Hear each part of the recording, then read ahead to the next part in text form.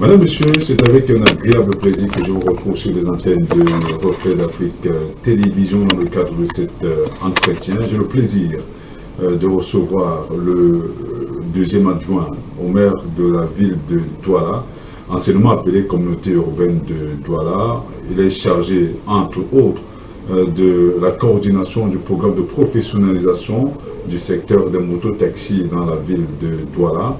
Avec lui, justement, nous allons aborder l'aspect très épineux de ce secteur qui fait couler beaucoup d'encre et de salive. Tout le monde se rappelle des désagréments qui ont été causés ici et là par les acteurs de ce secteur-là et la communauté urbaine, du moins la mairie de la ville de Douala a pris l'initiative de revoir quelque peu ce secteur, enfin de le professionnaliser. Qui mieux que le docteur Roger Nditoa, comme je disais tout à l'heure, deuxième adjoint en charge de la coordination de ce projet, pour nous en parler. Bonjour, monsieur. Bonjour, monsieur Thierry Lopez. Bonjour aux milliers de téléspectateurs de Reflet d'Afrique Télévision. Alors, vous avez accepté effectivement de nous recevoir dans vos locaux pour parler justement de cette de la professionnalisation et de la campagne que vous avez lancée il y a peu, notamment le 11 juillet dernier, ici même à Douala, je crois à la salle des fêtes d'Aqua, pour encadrer le secteur de mototaxi dans la ville de Douala. Est-ce que la nécessité s'imposait? Merci pour la question, monsieur Nyopé. Il faut dire que le 11 juillet passé, le maire de la ville, le docteur Roger Mbassa-Diné, a pris un communiqué informant donc les conducteurs de mototaxi dans la ville de Douala qu'à partir du 15 septembre 2024, tous les mototaximens qui ne se seront pas fait identifier dans la plateforme numérique de la ville de Douala n'exerceraient plus avec sérénité leur activité dans cette ville. Dans tous les cas, se verraient interdits d'exercer l'activité dans cette ville. Est-ce que la nécessité s'imposait? Il faut dire que c'est depuis notre arrivée à la tête de l'exécutif communautaire que le maire de la ville, soucieux d'accroître l'attractivité de la ville de Douala, m'a chargé donc de coordonner ce pan d'activité porté sur la professionnalisation et surtout l'assainissement de ce secteur de transport. Aujourd'hui, personne dans la ville de Douala ne peut ignorer les désagréments que ce secteur d'activité a déjà causé ou cause au quotidien. Des désagréments qui passent par des actes d'incivisme, qui passent aussi par des agressions, et qui passent, et c'est ça qui avait fait un peu la notoriété de ce secteur d'activité, qui passe par des accidents à tout vent. Il me souvient que à une époque, il existait à l'hôpital de la Cantini un pavillon baptisé pavillon Bensikin. C'est parce que les accidents générés par ce secteur d'activité étaient récurrents et même spectaculaires. Ceci dû uniquement parce que voilà, ces gens n'étaient pas formés. Ces gens, voilà, beaucoup n'étaient pas... Oui, beaucoup sortaient. D'ailleurs, et entrer sans aucune formation du jour au lendemain. Chacun prenait sa moto pour se dire moto-taximène et conduire les usagers. Non. Aujourd'hui, ce secteur d'activité est devenu une gangrène. C'est difficile de circuler dans la ville de Douala aujourd'hui. Douala est sale aussi à cause de ces motos-taximènes qu'on voit comme si c'était des SM. Pas des SM d'abeilles, mais des SM de moto. Il fallait y mettre de l'ordre, il fallait avoir le courage d'y mettre de l'ordre. Le maire de la ville m'a engagé s'est engagé dans ce chantier et m'a demandé de le conduire. C'est ce qui justifie ce programme. Professionnalisation et assainissement du secteur. Deux mots-clés, il faut professionnaliser, il faut en même temps assainir. Oui, voilà, nous reviendrons sur le contenu que vous voulez mettre justement dans cette professionnalisation et dans cet assainissement-là. Mais vous parliez tout à l'heure de cette prolifération des mototaxis dans la ville de Douala, mais c'est blanc parce que, comme vous le êtes sans ignorer, hein, on a eu une sorte de démission de l'État. On a l'impression que l'État a démissionné de son rôle régalien qui est de mettre des moyens de mobilité urbaine à la disposition de ces populations. C'est la raison pour laquelle ces motos, les gens se sont permis justement de profiter de ce vide-là pour pouvoir se lancer dans ce secteur d'activité. Alors vous voulez aujourd'hui assainir et professionnaliser, mais qu'est-ce que les conducteurs de moto-taxi ont à gagner justement dans cette initiative qui somme toute reste louable? Je voudrais rebondir, Thierry, en disant que ce n'est pas, même dans certains pays développés, où le transport de masse existe, le transport par motocycle aussi existe. Donc, ce secteur d'activité, pour moi, ne vient pas forcément par défaut du transport de masse. C'est vrai que la baisse du transport de masse l'a amplifié, mais ce n'est pas un métier qui vient par défaut. Hein, à partir du moment où les mototaxis ont commencé d'être importés sur nos pays, effectivement, c'est un moyen de transport comme tout le reste. Bon, maintenant, qu'est-ce que nous leur apportons? Prenons déjà dans le cadre de la professionnalisation. Dans le cadre de la professionnalisation, pour que quelqu'un se dise professionnel, il faut que son activité soit lisible, que son activité soit visible. Et la première des choses que le maire a décidé de faire, c'était donc de construire pour ces conducteurs de moto-taxi, pour ces taximènes, de leur construire des abris. Hein, de leur construire des abris où ils pouvaient stationner en beau temps comme en mauvais temps. Parce qu'il faut, nous pensions aussi que l'humeur changeant de ces moto-taximènes pouvait aussi être une conséquence de leurs conditions de travail. C'est pour ça que nous avons donc décidé d'améliorer leurs conditions de travail et en construisant autour des carrefours qui sont des carrefours beaucoup plus critiques en termes de circulation, en construisant autour de ces carrefours des aires de stationnement.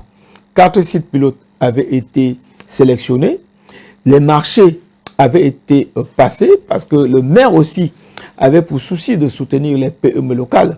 Malheureusement, 2 de ces entrepreneurs ont été défaillants et sur les 4 sites qui avaient été sélectionnés, 2 sont aujourd'hui aménagés. Il s'agit des sites de Ronde-Poulain. Tout ce qui passe par Ronde-Poulain et qui passe par Koto voit effectivement qu'il y a des aires de stationnement de mototaxis qui ont été aménagés. Ça, c'est la première des choses. Dans la professionnalisation toujours, le maire a accompagné de nombreux mototaximènes à la formation au code de la route, formation au code de la route et à la citoyenneté, et même à leur présentation à l'examen de conduire, de permis de conduire de catégorie A. Près de 25 000, un peu plus de 25 000 mototaximènes de la ville de Douala ont été formés dans des auto-écoles agréées, hein, à la conduite de la route, c'est-à-dire au code de la route et à la citoyenneté. De ces 25 000 qui ont été formés, aujourd'hui, plus de 20 000 disposent d'un permis de conduire de catégorie A. Quand nous arrivions en 2020, ils étaient autour de 1500. Aujourd'hui, on a un peu plus de 2000. Et ceci, grâce effectivement aux sessions spéciales d'examen de permis de conduire que le ministre des Transports a bien voulu organiser pour essayer aussi de montrer la main tendue du gouvernement à ce secteur d'activité. C'est un secteur d'activité qui a été plusieurs fois cité par le chef de l'État et le gouvernement les accompagne à travers le ministère des Transports et aussi à travers les collectivités territoriales décentralisées. Nous avons pris notre part, on en a formé suffisamment et à côté donc de cette formation, nous avons des packages. On a des packages, que ce soit en assurance pour assurer les chauffeurs et les usagers, pour leur faciliter le paiement de leurs impôts libératoires. Tout ceci, c'est des choses que nous avons mises en place pour pouvoir les accompagner. Et on les accompagne même dans l'accès à des domiciles, à un logement décent. Ça, la mairie de la ville a contribué avec les leaders de mototaximènes à maturer leur projet de logement décent dans la commune d'arrondissement de Douala 5e.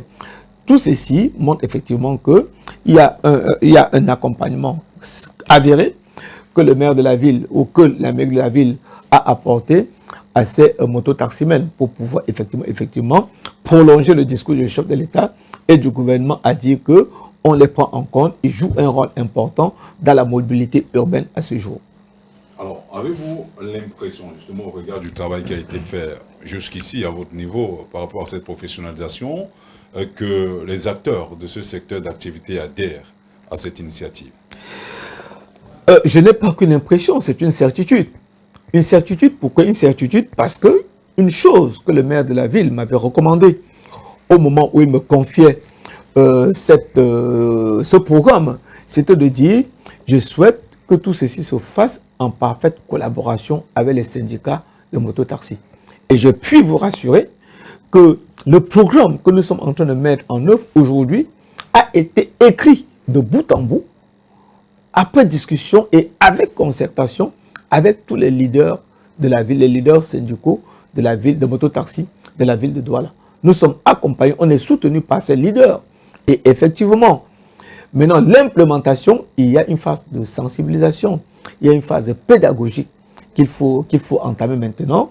Nous allons refaire le tour dans les camps, dire, et encore, et ça aussi c'est une vérité, les mototaximènes eux-mêmes sont demandeurs.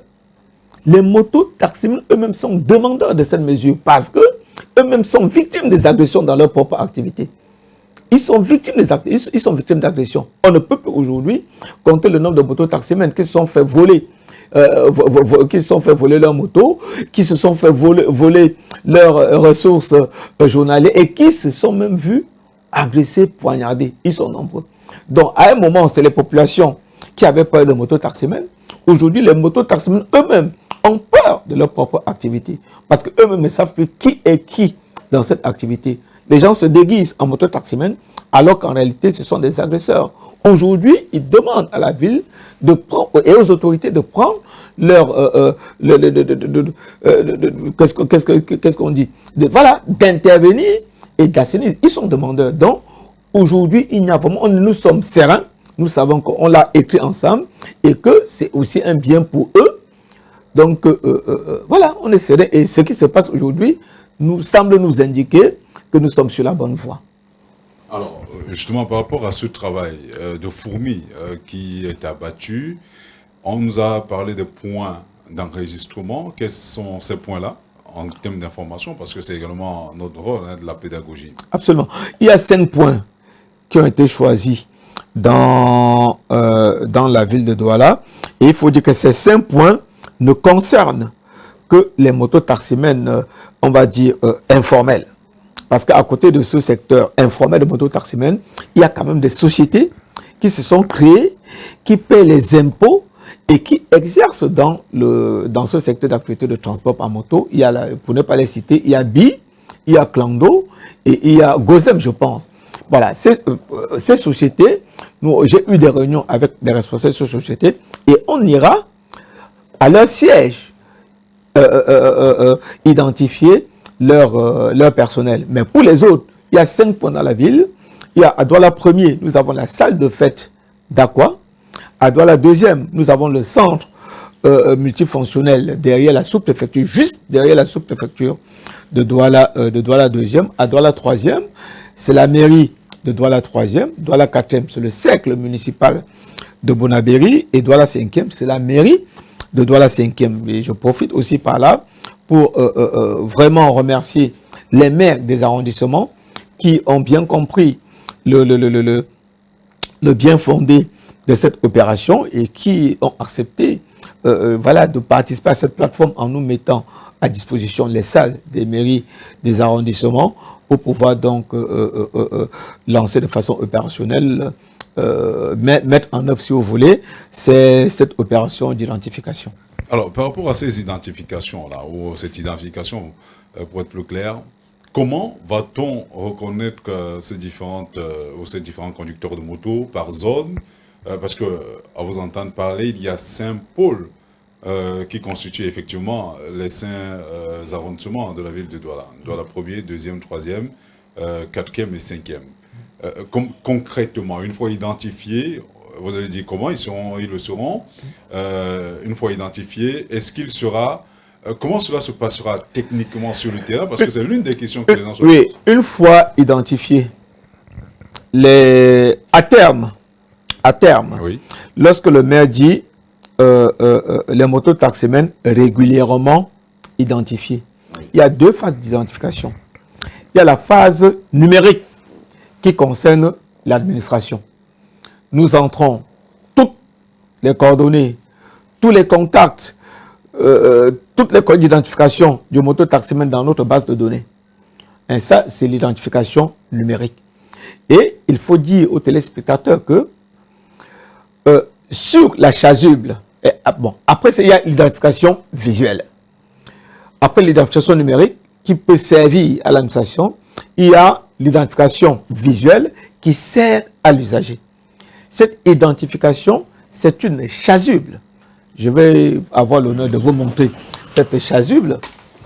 Voilà, c'est cette chasuble-ci qui, voilà, chasuble unique. Pour l'usager, c'est cette couleur jaune unique que l'usager devra voir avec le logo de la CUD et normalement avec le logo de notre partenaire technique qui nous accompagne dans cette phase. Sur le dos, on n'aura plus uniquement la couleur jaune, on aura 5 couleurs. Donc, chaque commune a sa couleur. Ça, c'est la couleur de Douala 3e qui est aussi jaune. Et là, il y a un QR code. Et ce QR code est hyper important parce que il y aura une application à charger gratuitement sur son téléphone. Et uniquement en scannant ce QR code, l'usager va voir tout, va avoir tout le profil du conducteur qui le porte, sa photo. Et ce qui est intéressant, c'est que sur son téléphone, il y aura un clic qui va apparaître en rouge. Si ce conducteur est un mauvais conducteur, si c'est quelqu'un qui grille les feux, si c'est quelqu'un qui est dangereux, l'usager sur son téléphone, avant de monter sur la moto, aura tout le profil du conducteur. Pourquoi? Parce que l'usager aussi peut renseigner cette plateforme. Dès que tu es sur ta moto, dès que tu as flashé le QR code, tu as une possibilité d'entrer après. Et dès que tu montes sur la moto, on sait que telle personne qui flash est montée sur telle moto. Et là aussi, tu peux renseigner. Voilà, j'ai pris cette moto. Dès que vous renseignez, ça va directement dans la case. Et on peut blacklister, on le met en rouge si c'est un mauvais conducteur. On le met en vert si c'est un bon conducteur. Et quand vous flashez sur le QR code, vous avez toutes ces informations qui apparaissent en 1 minute. Vous avez le temps de vous rassurer que vraiment là, celui qui est en train de me transporter va m'amener à bon port. Ou, attention, celui-ci est marqué en rouge. Donc, si je le prends, ça me risque de péril. Mais j'ai quand même été informé. Donc, voilà les 2 façons d'identifier. Et l'identification numérique nous permet à nous, aujourd'hui, M. Niopé, il est impossible de vous dire exactement combien de motos roulent dans la ville de Douala. Ils en viennent tous les jours. On en trouve tous les jours. Ils s'entraînent tous les jours. Et avec ceci, nous avons en un temps T, avec un clic, on peut vous dire exactement, voilà le nom qui est en train de circuler en ce moment. Parce que surtout, il faut que tout le monde joue le jeu. Il faut que tout le monde joue le jeu. Mais ceux qui ne joueront pas le jeu, peut-être on est arrivé à ça. Ça, c'est la phase assainissement. Ceux qui ne joueront pas le jeu, dans tous les cas, force reviendra à la loi. Et vraiment, nous ne serons pas tendres là-dessus. On ne sera pas tendres. Alors, est-ce que la mairie de la ville de Douala a les moyens justement de mettre en place cette initiative fort salutaire, hein, telle qu'on vous écoute, elle est extrêmement importante, à la fois pour eux, mais également pour les usagers, parce que vous avez dit tout à l'heure, dans le cadre justement de l'accompagnement de ces conducteurs de moto, vous avez construit des hangars, notamment à Rond-Poulain et à Coton. On a eu le temps justement de les filmer en arrivant ici. On s'est rendu compte, effectivement, vous l'avez dit tout à l'heure, ces hangars ne sont qu'occupés ne sont occupés qu'en saison de pluie. Alors, jusqu'à présent, cela fait plus d'1 an qu'ils sont là. Rien n'a été fait pour pousser, obliger ces derniers à aller de ce côté. Est-ce que vous aurez les moyens justement pour aller au-delà de cette simple initiative-là? Le programme est un package. Le programme est un package et la construction des aires de stationnement n'était qu'un pan, vraiment très en amont du système. Maintenant, et ça entrait dans le package professionnalisation qui n'impliquait pas de répression. Actuellement, nous entrons dans une phase qui nécessite un moment de faire la répression. C'est la phase assainissement. La phase assainissement où il faut identifier. Et là aussi, pour l'instant, on demande à chacun d'aller se faire identifier. Et l'identification est gratuite. Il n'y a rien à payer. Et même la chasuble sera gratuite. Nous la donnons gratuitement. On la donne gratuitement. Donc, après cette phase d'identification, viendra forcément la phase répression. La phase répression, il faudra interdire à tous ceux qui ne se seront pas fait identifier de ne plus exercer. Et vous demandez si on aura les moyens. Je peux vous garantir que depuis que nous avons lancé, que le maire a lancé officiellement la phase d'identification, nous recevons beaucoup de messages pour dire au maire, surtout ne lâchez pas. Ne lâchez pas. Est-ce que vous aurez les moyens? Monsieur le maire, surtout ne lâchez pas. Cette opération est salutaire. Et pour tous ceux qui étaient, le maire l'a dit qu'il mettra les moyens. Le maire l'a dit qu'il mettra les moyens pour ça. Il sait que c'est salutaire. Il sait que les populations de la ville de Douala en ont besoin. Il sait que la ville de Douala, même pour son attractivité, en a besoin. Et les moyens viendront à partir du 15.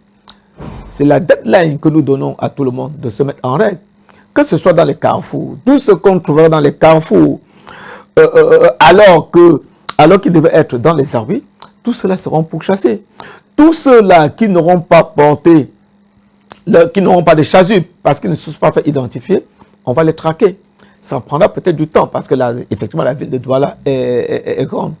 Nous sommes en train de développer des stratégies. On va développer des stratégies pour que la pression soit permanente, pour que la pression soit constante. Et de telle sorte que chacun, vraiment, que cela ne soit du tout pas serein. Et surtout, Monsieur Niopé, franchement, on ne devrait même pas avoir besoin pour mettre la police. Si les populations qui savent que ce programme est fait pour leur sécurité, si les populations décident de ne plus monter sur une moto-taxi dont le conducteur n'a pas de chasuble, ces gars-là vont partir d'eux-mêmes. Quelqu'un va faire une semaine sans que personne ne monte sur sa moto, il verra qu'il y a problème. On n'a même pas besoin de la police. C'est à nous aussi. C'est pour ça que nous demandons à ces populations de soutenir cette action. Soutenir, c'est de dire, OK, à partir de 15, si un moto-taxi ou un moto-taximène n'a pas de chasuble jaune, je ne prends plus ce moto-taximène, ne serait-ce que pour ma sécurité. Quand le gars va faire une semaine, 2 semaines, celui qui avait l'habitude de porter 50 personnes va prendre une semaine, 2 semaines avec 2 personnes qui va porter parce que quelque part il y a autour des téméraires, des gens qui sont pressés de partir. Le mec comprendra que la situation a changé sans même le forcer. Il ira lui-même se faire identifier. Donc nous, on a les moyens et nous comptons aussi sur les moyens. On compte sur les populations pour faire ensemble que cette action soit une réussite. Alors au-delà justement de ces choisir le kit de protection, les choisir ne protègent pas le conducteur de moto comme son passager. Hein. Au-delà du comportement dans la cité économique, il y a également des kits de protection. Il y a, je crois, le casque. Il y a des chaussures qui vont avec, parce qu'on a remarqué quand même que même à ce niveau-là, beaucoup conduisent soit avec des babouches, soit avec parfois des chaussures inadaptées. Ne se lavent même pas. Ne se lavent même pas. Et voilà. Non, c'est pour ça que à chaque jour suffit sa peine. Nous avons pensé que si on pouvait les enrôler. et commencer comme ça, c'est progressivement qu'on irait dans d'autres contraintes. C'est progressivement. Et il faut aussi dire, nous avions pensé au casque, mais il faut aussi dire que nous avions conçu ce projet en plein Covid-19. En plein Covid-19 où le port de casque devait même être prohibé parce que c'était vecteur. Si tu portes ton casque et puis un autre usager vient, tu lui donnes le casque, c'est la transmission de Covid assurée. Donc, en ce moment-là, on avait pensé, mais on a dit, OK, c'est la Covid, oublions les casques. Vraiment, allions, demandons-leur déjà d'entrer dans la base de données. Demandons-leur déjà de se faire identifier. Ça, c'est pour la sécurité des populations. Maintenant, pour leur propre sécurité, nous avons mis les assurances. Ça ne suffit pas. Il faut des casques parce que si l'assurance vient quand tu es décédé, je ne suis pas sûr que ça pourrait plutôt servir. Donc, nous sommes en train d'aller progressivement par là. Ils ont accepté ils ont accepté de se faire accompagner, mais on le fera par étapes. Quand tout le monde sera dans la base de données et que eux-mêmes ils comprendront qu'effectivement ce que nous avons fait est bien, on leur dira maintenant, ok, est-ce qu'on peut porter le casque? Comment est-ce qu'on peut porter le casque? Et je vous dis d'emblée, si le conducteur porte son casque, il a son casque unique et son casque. Mais ça voudra dire qu'il faudra que chaque usager ait un casque. Est-ce que les usagers sont prêts à acheter chacun un casque pour pouvoir se mouvoir? On n'est pas sûr. Mais bon, ok, pour l'instant vraiment, on a fait ce petit truc qui permet quand même déjà de donner un peu d'air à la ville de Douala, qui permet de limiter le nombre de motos qui vont circuler dans la ville de Douala et qui, in fine, franchement, fera du bien dans la sécurité des usagers. Alors, est-ce que vous avez des attentes particulières justement dans le cadre de cette initiative? J'ai beaucoup d'attentes. Lesquelles? J'ai beaucoup d'attentes. L'attente d'abord vis-à-vis des médias. Et vraiment, je voudrais vous remercier, M. Nopé, et remercier votre télévision pour cette mission pédagogique de sensibilisation et d'information. Quand vous venez vers nous chercher l'information, nous avons besoin du soutien des médias. Franchement, ce n'est pas un programme politique. Oui, disons ce qu'on veut, mais c'est un programme qui est utile pour la ville de Douala et même utile pour le Cameroun. Le problème de mototaxi, il faut le régler. Et il faut bien le régler. Nous voulons le régler, mais sans qu'il n'y ait trop à l'ordre public. On le fait avec les mototaximens pour leur montrer qu'on est ensemble. Donc, faisons ensemble que votre activité soit une belle activité. Donc, on a besoin de votre soutien. Nous avons besoin de population. Une fois de plus, si nous ne sommes pas soutenus, si on n'est pas soutenu, si les populations ne nous accompagnent pas, en respectant ces petites recommandations, en mettant en œuvre la petite recommandation qu'on leur donne, de ne plus jamais, à partir de 15, de ne plus jamais monter sur une moto dont le conducteur n'a pas arboré sa chasuble. En ne faisant que ça, ça va changer et je pense que Douala sera une ville où il fait bon vivre et une ville où les populations pourront sortir et rentrer chez eux en empruntant les mototaxis en toute sérénité. Alors, aucune initiative humaine ne peut se faire sans difficulté. Lesquelles? Oui, les difficultés, c'est une fois de plus. Oui, les mototaximens sont en train de jouer le jeu. Les mototaximens sont en train de jouer le jeu, mais nous pensons, c'est vrai que c'est la première journée depuis que le maire de la ville a sorti le communiqué. C'est la première journée de travail aujourd'hui. Aujourd'hui, j'ai fait le tour des arrondissements. Ils sont environ 300 qui ont été identifiés dans toute la ville de Douala. On s'attend à beaucoup. Vraiment, on voudrait que dans le laps de temps qui est donné pour cette identification, que les 20 000 mototaximens déjà soient identifiés.